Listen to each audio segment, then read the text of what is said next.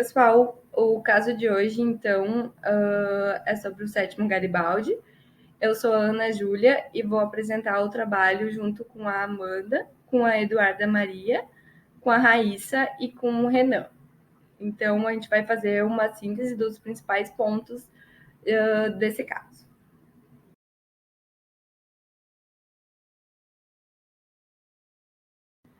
Então, o caso Garibaldi versus Brasil aconteceu no estado do Paraná e era num contexto de reforma agrária. Assim. Foi o quarto caso do Brasil analisado pela Corte Interamericana de Direitos Humanos. Então, em síntese, assim, foi um assassinato do sétimo Garibaldi, que foi a vítima, né? Ele era integrante do MST, estava num acampamento com determinação de reintegração de posse. Um dia antes da reintegração, um grupo de pessoas encapuzadas ordenou que as 50 famílias saíssem da área e efetuou disparos contra Garibaldi no dia 27 de novembro de 1998 e ele acabou falecendo, assim. Entre a segunda metade dos anos 90 e início dos anos 2000, o estado do Paraná viveu uma onda de violência no campo. Segundo dados da Comissão Pastoral da Terra, foram 16 assassinatos, 31 tentativas de homicídio, 7 casos de tortura e 49 ameaças de morte contra trabalhadores sem terra. O estado tinha forte atuação da União Democrática Ruralista, entidade formada por grandes proprietários rurais que se opunham, e se opõem até hoje, à reforma agrária, não raramente utilizando-se da violência. A situação era especialmente grave no noroeste do estado. Por lá, 2 casos chegaram inclusive ao Sistema Interamericano dos Direitos Humanos. A morte de Sebastião Camargo, ocorrida em fevereiro de 1998 na cidade de Marilena, e o monitoramento telefônico de membros do Movimento dos Trabalhadores Rurais Sem Terra, ocorrido em maio e junho de 1999. Entre os 2 episódios, em 27 de novembro de 98, outro ato de violência ocorreu no estado. Na ocasião, um grupo de aproximadamente 20 pistoleiros realizou uma operação extrajudicial de despejo de famílias de trabalhadores ligados ao MST, que haviam ocupado naquele mês a Fazenda São Francisco, no município paranaense de Querência do Norte. Por volta de 5 horas da manhã, o grupo de homens encapuzados e armados adentrou a fazenda anunciando-se como policiais. Eles efetuaram disparos para o ar e ordenaram que os trabalhadores deixassem suas barracas, se dirigissem ao centro do acampamento e permanecessem deitados no chão. Quando o lavrador, sétimo Garibaldi, de 52 anos, saiu de sua barraca, foi baleado na coxa esquerda. O projétil de calibre 12, disparado por um indivíduo encapuzado, provocou uma hemorragia, levando o sétimo a óbito. Após o ocorrido, o grupo se retirou, sem consumar a desocupação. Na manhã do assassinato de sétimo Garibaldi, policiais militares estiveram no local do crime. No mesmo dia, foi instaurado um inquérito policial na delegacia com o objetivo de averiguar o homicídio de sétimo e os crimes de posse ilegal de arma e formação de quadrilha. Segundo declarações de testemunhas que depuseram à época, Ailton Lobato e o fazendeiro Morival Favoreto estavam entre os integrantes do grupo que promoveu a desocupação. Em 9 de dezembro, o delegado de polícia e a promotora Nayane Kelly Garcia, responsáveis pelo caso, solicitaram prisão temporária de Favoreto e a realização de outras diligências. A solicitação de prisão foi a última movimentação do caso anterior ao reconhecimento da competência da Corte Interamericana pelo Brasil, em 10 de dezembro de 1998. O pedido de prisão foi negado em 14 de dezembro pela juíza Elizabeth Carter, titular da Vara de Loanda.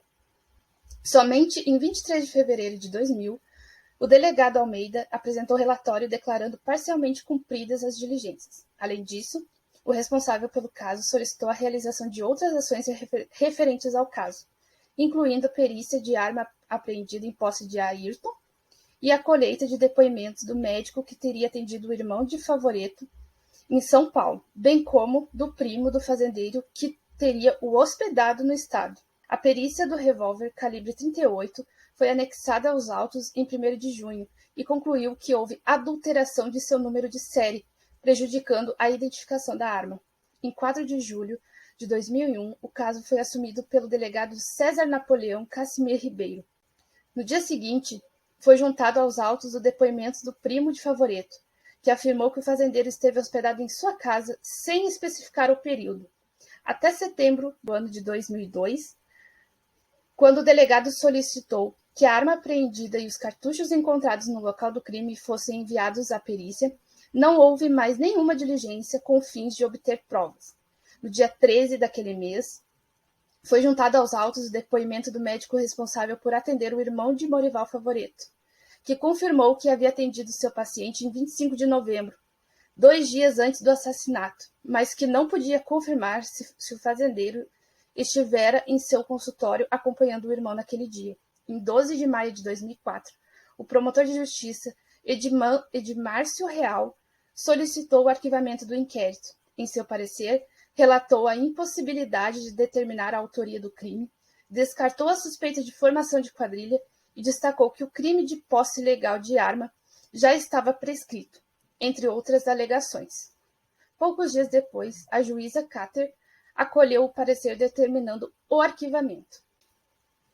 Em 20 de abril de 2009, a promotora de justiça Vera de Freitas Mendonça solicitou à Vara de Loanda o desarquivamento do inquérito.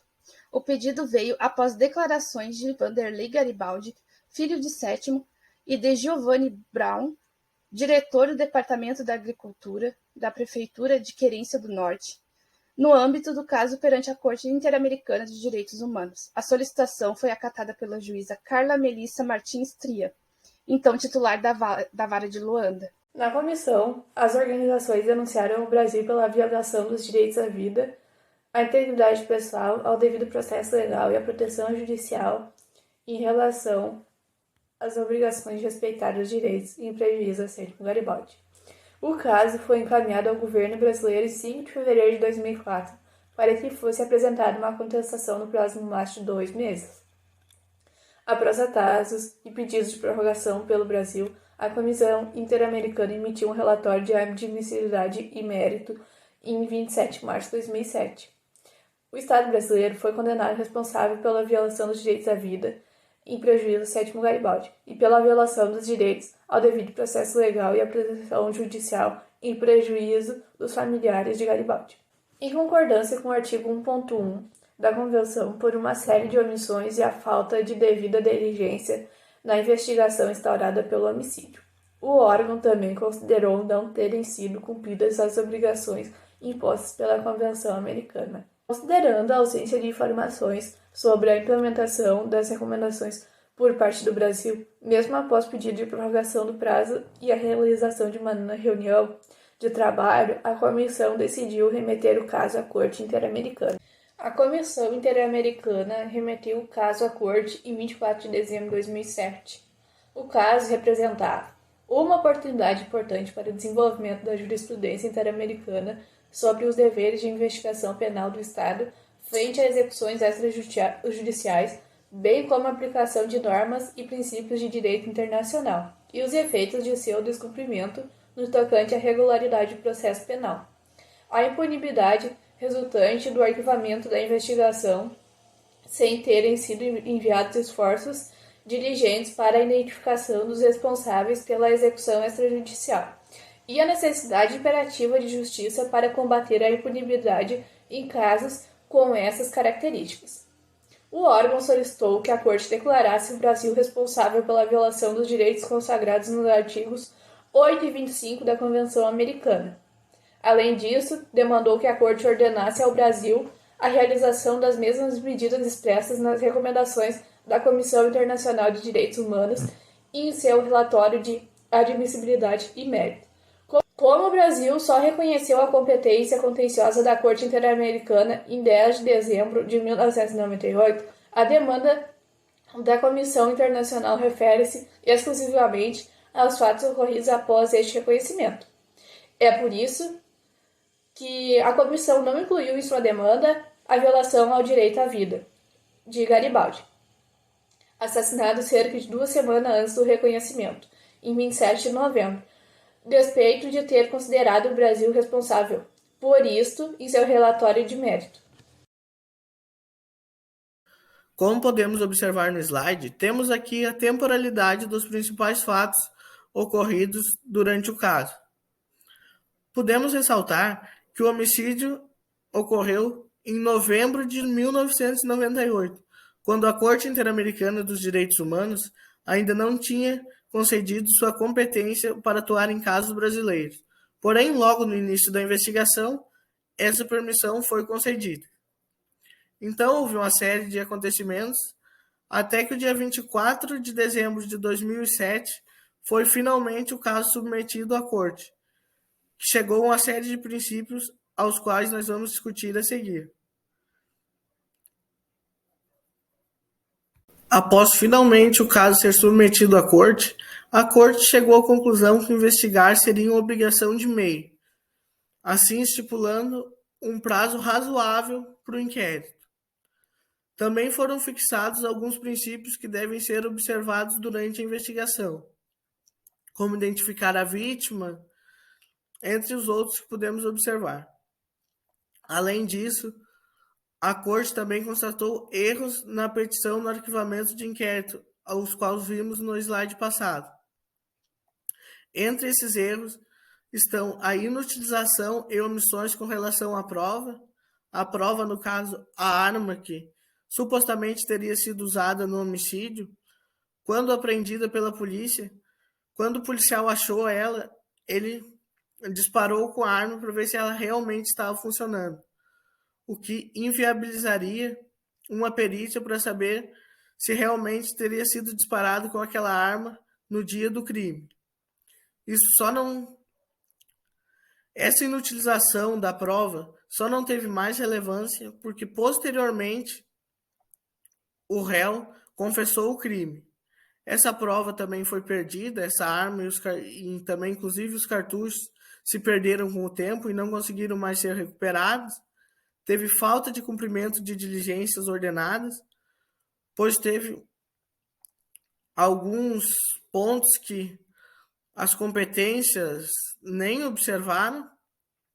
Teve também a falta de recebimento de testemunhas de prima facie, aos quais são considerados indispensáveis, e a falta de esclarecimento e de contradições dos testemunhos.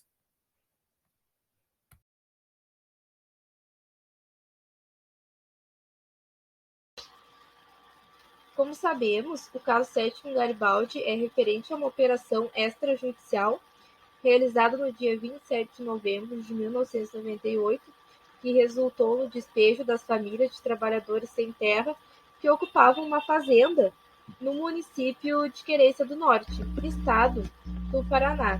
Na sentença, o Brasil foi condenado pela violação dos direitos e as garantias judiciais e a proteção judicial em relação à obrigação de respeitar e garantir os direitos previstos na Convenção Americana, em prejuízo da viúva do Sétimo Garibaldi e dos seus 6 filhos.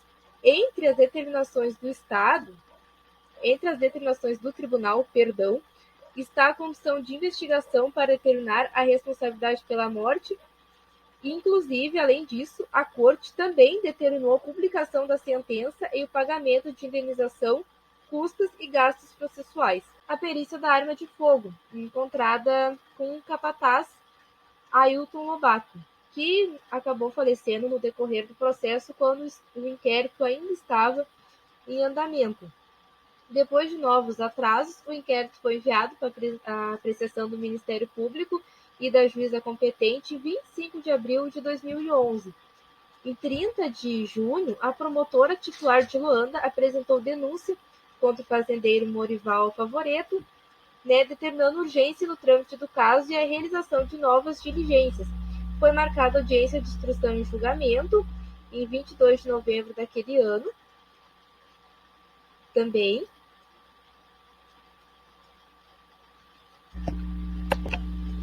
como comentado no slide anterior, a defesa de Favorito impetrou um habeas corpus, solicitando o trancamento da ação penal, apontando que o arquivamento do inquérito decorreu única e exclusivamente da pressão exercida pelos organismos internacionais, Corte Americana de Direitos Humanos, que, contrariando todo o nosso ordenamento jurídico, fez nascer um processo penal eivado de vício desde sua origem. Esta foi a fala da defesa de Favoreto, na época, né? A solicitação da defesa do fazendeiro foi acatada pelo Tribunal de Justiça do Paraná, que determinou, né, em 2012 o arquivamento da ação penal em prol de não ter provas novas para o desarquivamento. Como eu já tinha comentado no slide anterior, né? Em 15 de março de 2016, o recurso especial foi negado pela Sexta Turma do Supremo Tribunal de Justiça. O mesmo tribunal negou, 3 meses depois, embargos de declaração movidos pelo Ministério Público. E em 15 de agosto de 2016 também, o processo foi considerado transitado em julgado, sem que ninguém tenha sido responsabilizado pelo assassinato do 7º Garibaldi. Em 17 de abril de 2018, as organizações peticionárias do caso, durante o sistema interamericano, solicitaram uma audiência de supervisão do cumprimento de sentença à Corte Interamericana, que infelizmente não chegou a ocorrer. Eu vou para o ponto 8 e 9, que é referente à indenização, por já estar me alongando demais com o tempo. Por meio do decreto 7.307 de 22 de setembro de 2010, o Brasil autorizou o pagamento de cerca de 52 mil, aproximadamente 89 mil na época, 101 mil em valores de novembro de 2020 seria, para a viúva Iracema Garibaldi, e cerca de 36 mil à época para cada um dos 6 filhos do 7º Garibaldi, referentes à indenização por danos materiais e imateriais e restituição de gastos, sob a alegação de falta de recursos. Porém, o valor não foi pago dentro do prazo de 1 ano, sendo efetuado somente em 16 de março de 2011.